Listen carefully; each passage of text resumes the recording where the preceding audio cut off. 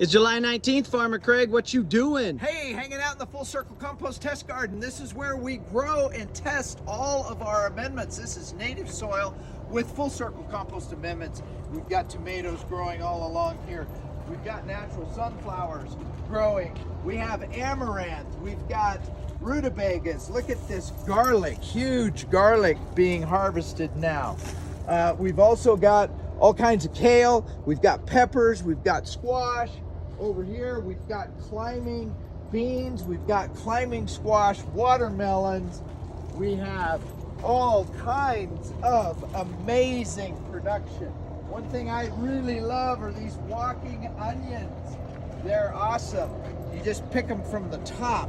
Here is comfrey, so we've got different herbs. Lettuce is starting to go to seed. Tomatillos are growing like crazy.